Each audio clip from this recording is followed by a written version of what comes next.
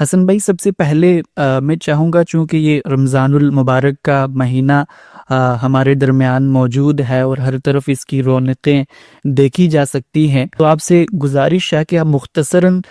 اس بابرکت مہینے کے حوالے سے کچھ معروضات پیش کریں کہ کیسے ہم اس ماہ مبارک میں اللہ پاک کے ساتھ اپنا تعلق عبادات کے ساتھ یا پھر باقی طریقوں سے مضبوط کر سکتے ہیں اور اپنی زندگی میں مثبت تبدیلیاں پیدا کر سکتے ہیں۔ دیکھیے، بطور انسان کے جب میں دنیا میں شعور کی آنکھ کھولتا ہوں تو میرے سامنے کچھ بہت ہی بنیادی نوعیت کے ایسے وجودی حقائق ہوتے ہیں کہ جن کا انکار علم اور عقل کی بنیاد پر نہیں کیا جا سکتا۔ اس میں سب سے بڑی اور پہلی چیز یہ ہے کہ میں اپنے اوپر غور کرتا ہوں اور اپنے گرد و پیش کی کائنات پہ غور کرتا ہوں۔ دونوں پر غور و فکر کے نتیجے میں یہ بات 2 اور 2 4 کی طرح واضح ہو جاتی ہے ہر اس شخص پر جو کسی خارجی تعصب کے بغیر اپنی فطرت سلیمہ کی روشنی میں اس وجودی حقیقت پر غور کرتا ہے کہ میں ایک مخلوق ہوں، بنایا گیا ہوں، میرا وجود اس کی شہادت دیتا ہے، میرے گرد و پیش کی کائنات اس کی شہادت دیتی ہے۔ اگر میں بنایا گیا ہوں، مخلوق ہوں، تو اس سے ایک آپ سوال پیدا ہوتا ہے کہ میرا خالق کون ہے۔ اب خالق کی تلاش کا یہ سفر ہے جس میں انسان سرگردہ ہو جاتا ہے۔ وہ جب اپنے ارد گرد نظر دوڑاتا ہے تو اس کو مختلف جوابات ملتے ہیں۔ کچھ لوگ اس کائنات کو ہی اس تخلیق کا خالق قرار دے رہے ہوتے ہیں، کچھ لوگ اس جستجو میں سرگردہ ہونے کے بعد اپنی روحانی سفر کی معراج کی تسکین کو اس سوال کا جواب قرار دیتے ہیں، اور کچھ لوگ ایک الوہی دعوت کے نتیجے میں وجود پذیر ہونے والی روایت کے علمبردار بن کے خدا کے وجود کا ہمیں تعارف کراتے ہیں۔ یہ جو تیسرا ذریعہ ہے یہ اصل میں انبیاء کا ذریعہ ہے۔ زمین پر کچھ لوگ کھڑے ہوتے ہیں، وہ یہ کہتے ہیں کہ ہم خدا کے فرستادہ، منتخب، چنیدہ، برگزیدہ لوگ ہیں، ہمیں اللہ نے منتخب کیا ہے، ہم اس کی بات تم تک پہنچانا چاہتے ہیں، اور جو تمہاری فطرت کے سوالات ہیں، جو وجودی حقائق کے پلازیبل نتائج ہیں، اس کی پوری خبر ہم خالق سے لے کے تمہیں دے دیتے ہیں۔ انبیاء کی یہ خبر ہے جو ہمیں خدا کا حقیقی تعارف کراتی ہے۔ جب ہم اس خبر پر اطمینان کے ساتھ، اعتماد کے ساتھ، یقین کے ساتھ مان کر چلنے کا فیصلہ کرتے ہیں تو اس کے کچھ ناگزیر لوازم اور تقاضے ہیں جو پھر میرے وجود سے پیدا ہوتے ہیں۔ مثال کے طور پہ اگر میں بندہ ہوں، مخلوق ہوں، بنایا گیا ہوں، اور میرا کوئی خالق ہے اور اس خالق کا تعارف مجھے انبیاء علیہ السلام نے کروا دیا ہے، تو اب اس خالق کے ساتھ میرے کچھ رشتے پیدا ہوں گے، کچھ تعلقات پیدا ہوں گے، کچھ تقاضے پیدا ہوں گے۔ اگر آپ غور کریں تو خالق کے ساتھ ایک بندے کے، ایک مخلوق کے بحیثیت ایک باشعور انسان کے جو ریلیشن اور تقاضے پیدا ہوتے ہیں وہ 3 ہی نوعیتوں کے ہیں۔ پہلا تقاضا پرستش کا ہے، دوسرا اطاعت کا ہے، اور تیسرا نظر کا ہے۔ ہم جس وقت کسی کو خالق مانتے ہیں تو ماننے کا یہ ناگزیر تقاضا ہے کہ ہم خالق کے ساتھ اپنے تعلق کا اظہار کریں، اس کو مانے کہ وہ خالق ہے، اسی کی پرستش ہوگی، اسی کی عبادت ہوگی، اسی کے سامنے جھکا جائے گا، اور اسی کو یہ باور کروایا جائے گا کہ ہم روئے زمین پر اس کے علاوہ کسی دوسری ہستی کے ساتھ اپنے اس تعلق کی نوعیت کو قائم نہیں کرتے۔ اس سے عبادات کا پورا تصور پیدا ہوتا ہے۔ یہ نماز کیا ہے؟ اسی پرستش کی علامت۔ ایک بندہ مومن، ایک عبد اپنے معبود کے ساتھ، ایک غلام اپنے آقا کے ساتھ اپنے تعلق کا اظہار کرتا ہے، اور اپنے خالق کی بارگاہ میں حاضر ہو کر، اس کے سامنے جھک کر، اس کے سامنے عجز و ندامت کے آنسو بہا کر، اس کے سامنے قیام کر کے، رکوع کر کے، سجدہ کر کے اپنے آپ کو بھی اور خالق کائنات کو بھی یہ سمبولک میسج دیتا ہے کہ میں روئے زمین پر صرف ایک ہستی کی پرستش کروں گا، اور وہ تو ہے۔ تیرا کوئی ہمسر، تیرا کوئی ہم پلہ، تیرا کوئی ساجی، تیرا کوئی سبارڈینیٹ، کوئی دنیا میں ایسا تیرا شریک و سہیم نہیں ہے جو خلق میں یا تدابیر امور میں تیرا معاون ہو۔ تو اکیلا ہے، یکتا ہے، یگانہ ہے، بہمتا ہے۔ تو یہ پہلا تعلق ہے جو ایک بندہ مومن کا، جو ایک عبد کا اپنے معبود کے ساتھ پیدا ہوتا ہے، گویا اس کی پرستش کی جائے گی۔ جو دوسرا تعلق ہے وہ تعلق اطاعت کا ہے. یعنی اگر وہ خالق ہے تو ظاہری بات ہے وہ حی و قیوم خالق ہے، اس کی کچھ منشا ہوگی، کچھ خواہشات ہوں گی، کچھ انسٹرکشن اور آرڈرز ہوں گے، اس کا کوئی کوڈ اور کنڈکٹ ہوگا جس کے مطابق وہ اپنے بندوں کو چلانا چاہتا ہے. خالق کائنات یہ کہتا ہے کہ میں نے تمہیں یہاں امتحان کے لیے بھیجا ہے، امتحان کا نتیجہ اور جزا و سزا مرتب ہوگی. اب اس جزا و سزا میں نے کامیاب ہونا ہے، اس کے لیے خدا کی منتخب کردہ امت میں اگر میں پیدا ہوا ہوں تو میرے لیے اس کے کچھ شریعت کے تقاضے ہوں گے جو مجھ سے متعلق ہوں گے، وہ اوامر ہوں گے، وہ نواہی ہوں گے. اللہ چاہتا ہوگا میں یہ کروں اور اللہ یہ چاہتا ہوگا میں یہ نہ کروں. تو اب اگر میں عبد ہوں تو اپنے معبود کے اوپر ایمان کا یہ ناگزیر تقاضا ہے کہ میں اس کی اطاعت کروں، گویا اس کے احکامات کے آگے سر تسلیم خم کروں، گویا میں اس کی اس اتھارٹی اور فیصلہ کن حیثیت کو اپنی زندگی میں مانوں کہ وہ ہے جو میرے لیے حرف آخر اور قول فیصل کی صورت میں یہ فیصلہ کر کے دنیا میں بھیجے گا کہ میں نے کن چیزوں پر کیسے عمل درآمد کرنا ہے. میرے فطرت کے اندر جو روشنی موجود تھی، جو فجور اور تقوی کی رمق موجود تھی، اس کی تفصیلات کو اگر اس نے پیغمبر کے ذریعے اور قرآن و سنت کے ذریعے شریعت میں ڈھال دیا ہے تو اب اس کی اطاعت مجھ پر لازم ہے. اور تیسری چیز یہ ہے کہ میں اپنے وجود سے کسی چیز کی نظر کرتا ہوں، قربانی کرتا ہوں، تو وہ خالص اسی ذات بات کے لیے ہو سکتی ہے اور کسی کے لیے نہیں ہو سکتی.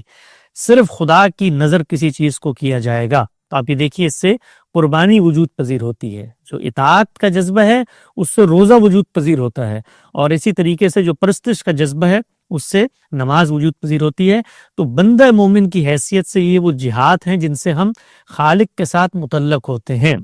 اب اللہ تعالیٰ یہ بتاتا ہے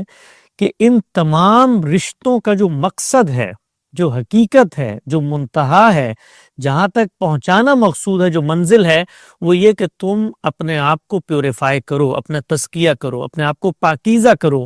پاکیزگی پھر میں انسان ہوں تو کچھ جہاد سے ہوگی، وہ میرے علم و عمل کی پاکیزگی ہے، میرے خور و نوش کی پاکیزگی ہے، میرے بدن کی پاکیزگی ہے. یہ جو عبادات ہیں یہ اسی پاکیزگی پر قائم رہنے اور اس کے بڑھانے کی مہمیز بنتی ہیں. دیکھو اس کو قرآن مجید نے بیان کیا کہ یہ جو نماز ہے یہ تمہیں فواحش اور منکرات سے روک دیتی ہے. یہ جو روزہ ہے یہ اس لیے تمہیں رکھوایا جا رہا ہے تاکہ تم حدود آشنا بنو، اور یہ جو نظر ہے یہ اللہ تعالیٰ تک تمہارا گوشت اور خون نہیں پہنچاتی، بلکہ وہ جو تمہارے دل کے اندر پنہاں جذبہ ہے کہ اللہ کے اذن پر اگر جان قربان کرنے کا بھی موقع آتا ہے تو ہم اس سے دریغ نہیں کریں گے. یہ علامتی طور پر ایک جانور کی جان ہم خدا کی نظر میں پیش کر رہے ہیں. تو یہ سارے جو عبادات کا نظام ہے اس کا مقصود کیا ہے؟ تزکیہ، پیوریفیکیشن، پاکیزگی علم و عمل کی، ہمارے اخلاق کی، ہمارے رویوں کی، ہمارے معاملات کی، اسی طریقے سے ہمارے خور و نوش کی اور ہمارے بدن کی. یہ پاکیزگی ہے جس کو مذہب آپ سے چاہتا ہے. اور کیوں چاہتا ہے؟ اس لیے چاہتا ہے کہ اللہ تعالیٰ نے اپنے ان بندوں کے امتحان کے نتیجے میں جو جزا و سزا کا ایک منصوبہ مرتب کیا ہے اس میں وہ پاکیزہ لوگوں کو اپنی جنت کا ابدی شہری بنانا چاہتا ہے. خدا خلاق ہے، خدا لم یزل ہے، خدا کا کوئی ٹائم اینڈ اسپیس کے اندر قیود میں بندھا ہوا وجود نہیں ہے، وہ ان سب سے آزاد ہے. یہ خدائی بے انتہا ہے. اس بے انتہا خدائی کے اندر خدا تعالیٰ انعام کے طور پر ایک حصہ انسانوں کو منتقل کر دیتا ہے کہ ان کو جنت میں حیات جاودہ ملے گی، نہ ان کا اندیشہ ہوگا نہ مستقبل کا غم. اس میں وہ شریک کرنا چاہتا ہے، گویا اپنی جو بادشاہی ہے اس کے اندر ایک بندہ مومن کو انعام کے طور پہ شریک کرنا چاہتا ہے. تو اب خدا ہے، خدا کتنا منزہ ہے، کتنا ستودہ صفات ہے، یہ ہو کیسے سکتا ہے کہ وہ ان بندوں کو اس میں شامل کر لے کہ جن کے دلوں میں پاکیزگی کا شائبہ نہیں ہے. تو مذہب یہ چاہتا ہے کہ ہم پاکیزہ بنیں، عبادات یہ چاہتی ہیں کہ ہم پاکیزہ بنیں. اگر ہم ان سب پر عمل درآمد کر رہے ہیں اور وہ جو نتیجہ ہے وہ حاصل نہیں ہو رہا تو اس کا مطلب یہ ہے کہ عبادات محض رسوم اور آداب بن کے رہ گئے ہیں، اور ایسی عبادات کا اللہ کی بارگاہ میں کوئی فائدہ نہیں ہے، کوئی حاصل حصول نہیں ہے. جن عبادات سے جو مقصد حاصل کرنا پیش نظر تھا وہ مقصد حاصل نہیں ہو رہا. تو یہ دنیا بھر میں ہوتا ہے. مذہبی اور الہامی روایت کی ماضی کی تاریخ پہ یہ بتاتی ہے کہ جس وقت مذہبی ذہن دین کی اس اصل اورینٹیشن کو تبدیل کر کے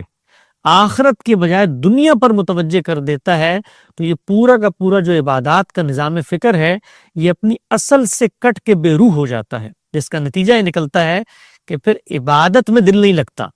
پھر دل لگتا ہے نظام مصطفیٰ کے قیام میں، پھر دل لگتا ہے غلبہ اسلام کی جدوجہد میں، پھر دل لگتا ہے خلافت اسلامیہ کے احیاء میں، اس لیے کہ وہ ٹینجیبل مقاصد ہیں جو دنیا میں حاصل ہوتے ہیں۔ اس کو دیکھیے عصر حاضر کے اندر اس پس منظر میں وجود پذیر ہونے والی ایک پوری کی پوری تحریک کے جو بانی کا نظریہ تھا اس کو ایک شاعر نے ایک شعر میں بیان کیا،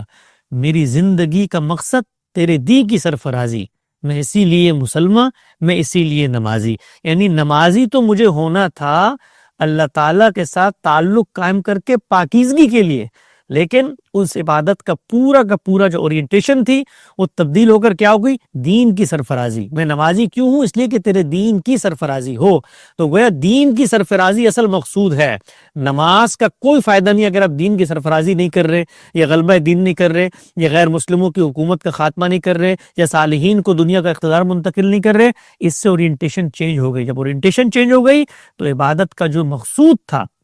وہ ختم ہو گیا۔ جب عبادت کا مقصود ختم ہو گیا تو آپ دیکھیے کہ ہمارے معاشرے کے اندر لاکھوں کی تعداد میں لوگ حج کرتے ہیں، عمرہ کرتے ہیں، قربانیاں کرتے ہیں، نمازیں پڑھتے ہیں، تراویحاں پڑھتے ہیں۔ اسی طرح سے رمضان میں تو پورا کا پورا عالم اسلام ایک طرح سے خدا کی بندگی کا مظہر بن جاتا ہے، لیکن معاشرے میں کوئی تبدیلی نظر نہیں آتی۔ علم و اخلاق میں پستی ابتر ہوتی چلی جا رہی ہے۔ وجہ کیا ہے؟ وجہ یہ ہے کہ عبادت کا جو مقصود تھا، عبادت کی جو حقیقت تھی، عبادت جس منزل تک لے جانا چاہتی تھی، اس منزل کو ہم نے تبدیل کر دیا۔ تو میرا آپ نے سوال یہ پوچھا کہ رمضان کا مہینہ ہے، اس مہینے کی مناسبت سے جو نصیحت مجھے خود بھی حاصل کرنی چاہیے اور اپنے تمام مسلمان بھائیوں تک پہنچانی چاہیے وہ یہ کہ ان عبادات پر ہم عمل درآمد اس شعور کے ساتھ کریں کہ ہمارا مقصود کیا ہے، تو پھر عبادات کے درمیان میں جو وقفہ ہے اس میں اس کا ظہور ہونا شروع ہو جائے گا۔ نماز ہم نے اس لیے پڑھنی ہے کہ یہ خدا کی یاد دہانی کرواتی ہے، اقیم الصلاۃ لذکری قرآن مجید نے کہا۔ تو یاد دہانی کا کیا مطلب ہے؟ یاد دہانی کا مطلب یہ ہے کہ نماز پڑھ کے جب میں نکلوں گا اور میری گاڑی غلط پارک ہوئی ہوگی تو میرے اندر یہ شرمندگی ہونی چاہیے کہ میں لوگوں کی دل آزاری کا باعث بنا ہوں، یا میں نے چپلیں غلط جگہ پر اتاری ہیں تو میرے اندر یہ شرمندگی ہونی چاہیے کہ میں نے اللہ تعالیٰ سے ملاقات کی یاد دہانی کو فراموش کر دیا ہے، یا میں نے مسجد کا غسل خانہ استعمال کر کے صاف نہیں کیا تو میرے اندر یہ یاد دہانی ہونی چاہیے ہے کہ اللہ تعالیٰ سے ملاقات کا جو مقصود تھا اس کو میں حاصل نہیں کر رہا۔ پھر میں دکان پہ جاتا ہوں، میں اگر سچ نہیں بولتا، میں اگر کم تولتا ہوں، میں اگر غیبت کرتا ہوں، میں اگر عیب جوئی کرتا ہوں، اگر میرے دل میں مسلمانوں کے بارے میں حسد، کینے، بغض کے جذبات ہیں تو اس کا مطلب یہ ہے میں اگر اپنی بیوی سے سختی سے، درستی سے، خشونت سے اور تلخی سے بات کرتا ہوں، نوکیلے جملے کہتا ہوں، اور میرے اوپر اگر تنقید ہو تو میں منہ پھاڑ کر لوگوں کے عیوب کو دنیا تک پہنچانے کی کوشش کرتا ہوں، تو یہ سب کچھ اگر میں کرتا ہوں تو اس کا مطلب یہ ہے کہ عبادت کا جو مقصود تھا وہ مجھے حاصل نہیں ہوا۔ تو رمضان کے اندر مسلمانوں کے اندر ایک جذبہ ہوتا ہے، خدا کی بھی ہمت ہمارے ساتھ شامل حال رہتی ہے، شیطان کو بھی بند کر دیا جاتا ہے۔ یہ موقع ہے کہ ہم سب اس پر غور کریں کہ جو مقصود ہے عبادت کا کیا وہ حاصل ہو رہا ہے؟ اگر وہ حاصل نہیں ہو رہا تو یہ جو کچھ ہم کر رہے ہیں یہ رسمیات ہیں، یہ ایکشنز ہیں، ان کی حقیقت خدا تک نہیں پہنچتی۔ اسی کو رسول اللہ صلی اللہ علیہ وسلم نے ایک روایت میں بیان کیا کہ اگر روزہ رکھ کر بھی تم لغو گوئی کرتے ہو تو تمہارے بھوکے پیاسے رہنے سے اللہ کو کچھ فائدہ نہیں ہے، کچھ حاصل نہیں ہے۔ تو ہمیں جس چیز پر بہت غور و فکر کی ضرورت ہے وہ یہ کہ دین کی اورینٹیشن کو درست کرے، آخرت اورینٹیسٹڈ ہمارا یہ دین ہے، اور ہمیں ایک مقصد تک یہ پہنچانا چاہتا ہے۔ اس مقصد کے حصول میں سرگردہ رہ کر عبادت ہوگی تو شعوری عبادت بنے گی، اس میں دل بھی لگے گا اور اس کا مقصد بھی حاصل ہوگا۔ جی